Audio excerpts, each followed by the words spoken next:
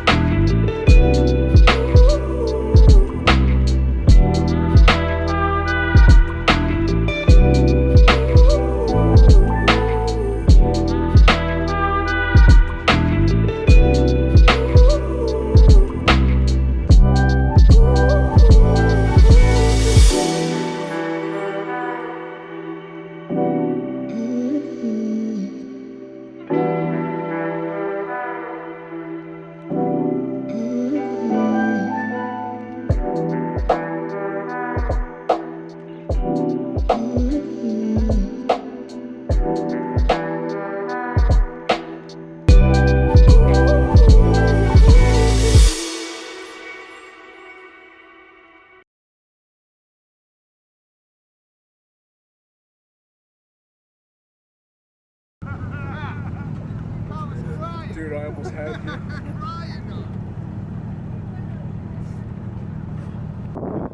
No, right, you didn't record! Ah! Good morning, YouTube or internet or Instagram. It's Sunday. Yesterday I shot at GIG Motorsports for the first time down in North Kingstown, Rhode Island. I tried doing kind of like a recap video on my drive home, but it was super cringy, and there's a ton of traffic and people driving like idiots, so it wasn't really in my best interest to be talking to a camera in my car. Yesterday was a ton of fun. I was really surprised with how good of a time I had. Not that I was expecting to have a bad time, but just going somewhere new and really not knowing the lay of the land or the people or, how things are run down there. I just didn't know what to expect, but I had an absolute blast. The entire atmosphere is so laid back. The layout there was really cool. The property itself is just kind of a big paved piece of land. It's an old runway in a military base. And the way they had everything set up yesterday, it was where everyone, parked in their pits were.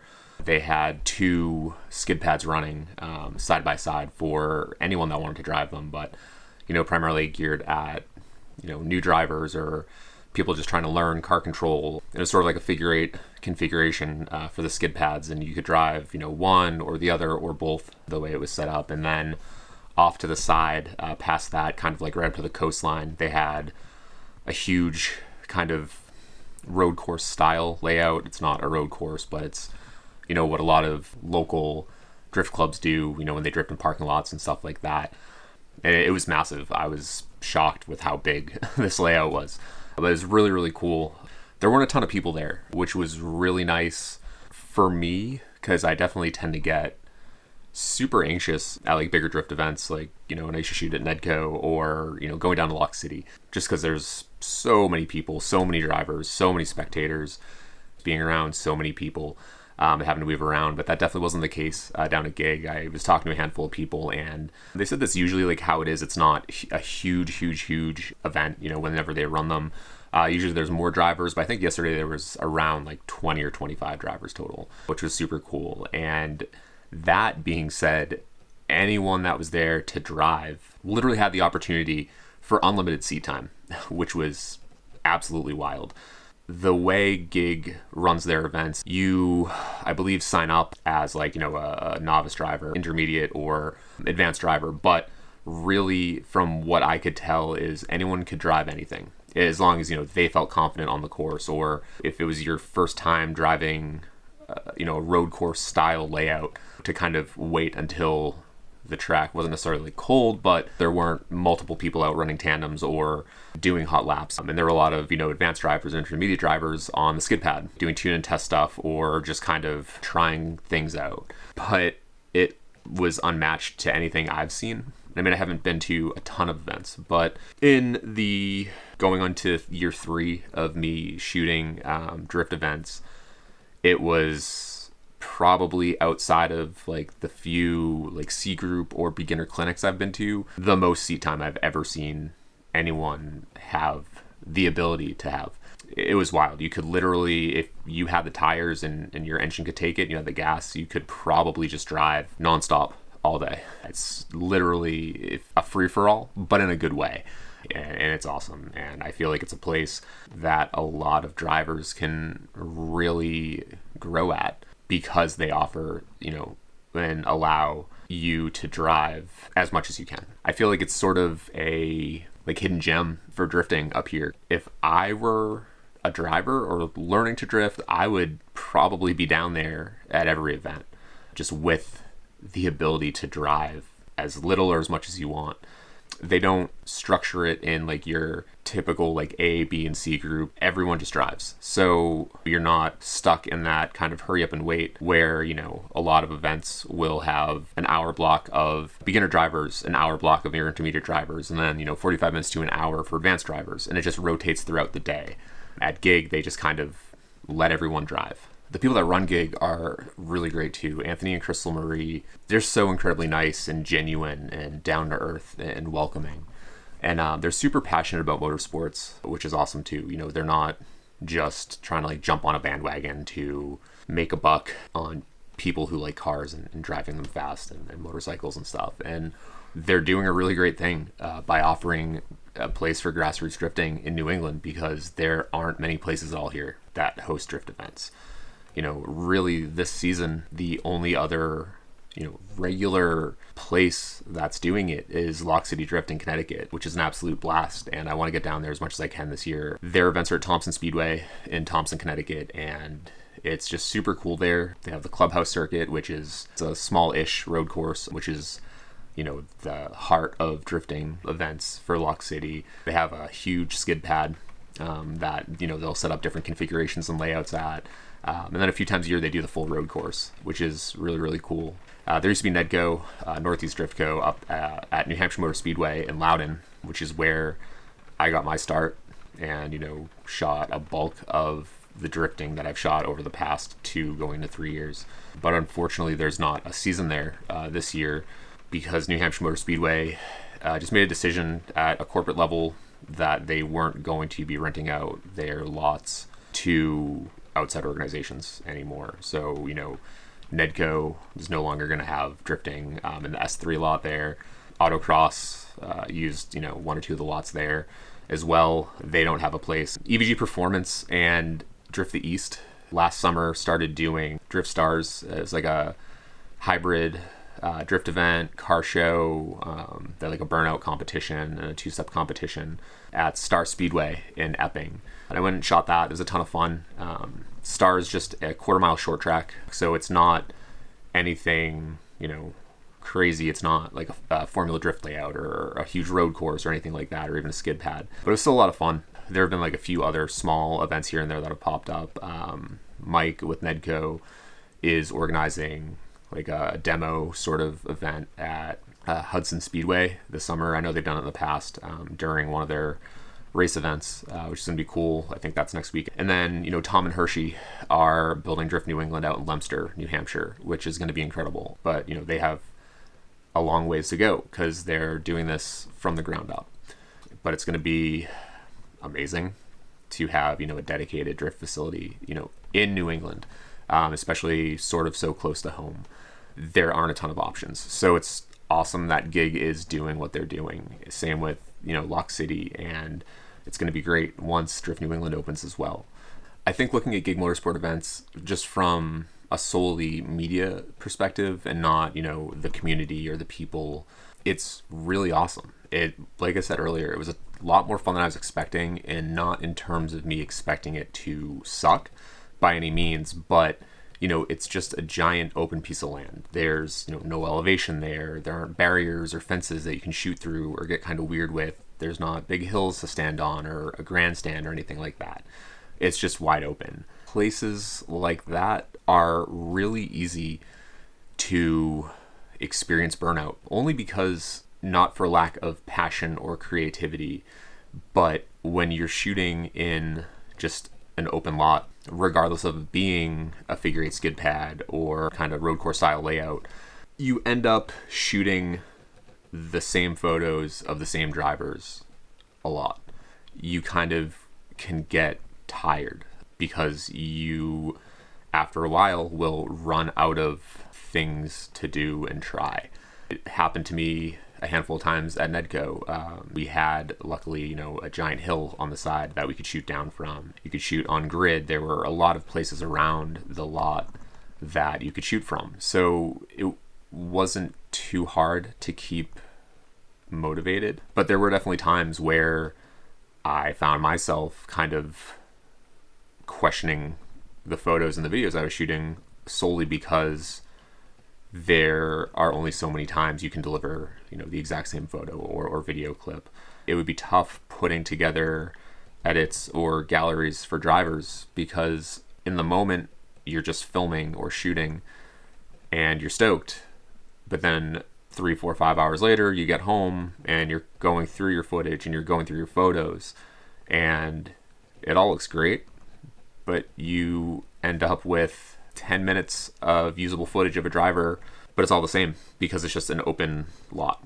So I was a little nervous about that aspect of things going down to GIG, but the way the property is down there it really allows for a lot of cool opportunities for photo and video because it's so expansive and you don't have obstructions, you don't have fences, a grandstand in the background, or a tree line, or beat up barriers. So you have these opportunities. You can shoot super, super wide and just have a tiny car in frame and just this expansive nothingness in a cool way. Or you can shoot real tight with like a telephoto lens and have a super sharp, panning shot of your car with this super clean, just wide open background. It was really cool going through my photos when I got home last night and seeing the same type of photos I've been shooting or I've grown to shoot, but in kind of a different way. And it was super refreshing to see that I made something really cool. I think that GIG is such a great place for anyone that's like just getting into drift photography and video, or like just wants to try it out, because it's so laid back down there. The days aren't crazy and hectic and hyper regimented like a lot of the bigger organizations are. There's not a crazy schedule. You're not scrambling to run to the bathroom or get food or sit in your car and relax and have a drink and cull through your photos on your camera and fear of missing the next A group. It's just people driving when they want to drive. And it gives you a lot of time to try new things. If you're not comfortable with slow shutter panning stuff, you can play around with your camera. You can sit there and just hang out in a spot and shoot at 1/125th and get comfortable, and then drop down to 1/100th, a 60th, and 1/30th, and keep going and just keep trying and play around, because it's just such a laid back environment. And it's super accessible in terms of where you can shoot from and getting to those spots. I mostly hung out, I guess, in like the pit area where everyone was parked, and shuffled back and forth between the skid pads and the like road course layout they had set up. But you can shoot so much from just that one little area. You can get out to like the opposite side of the like advanced driver course. You have to get a ride out. I think honestly, at the end of the day, GIG is such a good place for drifting in general. Whether you're a driver that's been doing this forever, or you're just learning, or if you're a media person that has been doing it for years and years, or you're just getting into it and you want to try it out and see if it's something you'd be into. It's definitely worth checking out for sure. It's just a super good vibe all around, good people, good driving, and just a lot of fun. And I definitely plan on getting down there a bunch more this season, for sure. But I'm going to spend a bit of time editing some of the photos and video from yesterday and getting this vlog put together. And yeah, thanks for watching. If you made it this far, I think I've probably just been rambling a ton at this point. But it's been fun. It's been weird. It's strange kind of talking to a camera, but I'm enjoying it, and I think vlogging is going to help me, get more creative and just shoot more for the sake of shooting, not for work or on set or at a drift event or for clients. So I guess we'll see where this goes, and I guess, because I have to say it now, smash the buttons, the bell, and subscribe to my YouTube channel. I don't know, do the thing.